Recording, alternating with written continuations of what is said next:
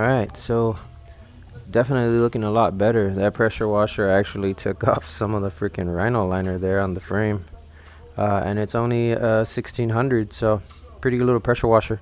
Yeah, that wreck and pinion, you can actually see it. When before you couldn't even see it, you can recognize that's a motor mount. So it did really well. I also came around over here to this part and took out the condenser. All those wires that you see, yeah, we're gonna definitely eliminate that, make it look real nice and clean. But I can see a lot of the wiring that I can replace here, like some of the vacuum lines, the fuel lines, all of those that, you know, cost pennies to the foot. I might even go back in there and take off the heater core, just because I don't have any heater.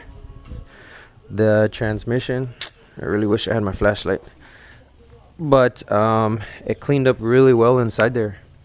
I don't know if you saw in the previous vid where the bell housing was super dirty. I went ahead and cleaned it up really nice, cleaned out the fork also. And I had this problem, I don't know if you can see it because of the lighting, but right before it reaches the spindle, there's like a 2 or 3 millimeter little wall there that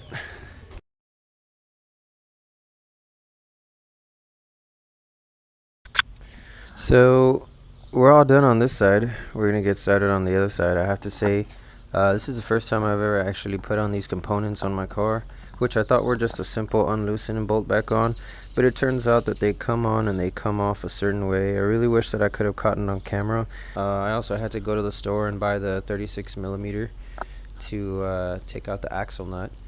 It came out really easy, surprisingly, with the 1/2 inch electric drill. That thing can freaking take a weld out. But yeah, it went on pretty good once everything lined up. It was just taking the bolts off and finding the way they went back on. I had actually lost the sequence, but you'll notice that this one's red. They didn't have the entire set in blue, and they asked me if it was okay, and I didn't want to wait, and it was already a good deal. So I was like, you know what, go for it. You can't really see them anyhow. So you can definitely see the difference over stock. The strength, I have to say, is pretty heavy duty. I mean, these are some very heavy duty components here. I mean, I don't know what it looks like, the difference between another one.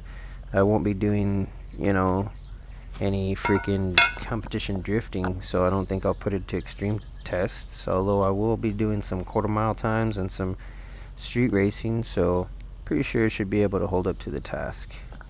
So this is coming back at you. Here we have the Civia while it's resting, while the heart is getting its overhaul. So it's not too bad. It's not even that dirty. Just clean up the bottom portion of it and throw your filter on the ground. Rack and pinion's the one that's probably the most dirty. One thing I haven't been able to figure out is that there's a tiny leak and I just can't figure out from where. So that's something I'm gonna have to dissect. And while I'm at it, take off this condenser. So yeah, thanks for watching on another one of my vids. Hit that subscribe button. These are just some simple little in-betweens that I'll be doing.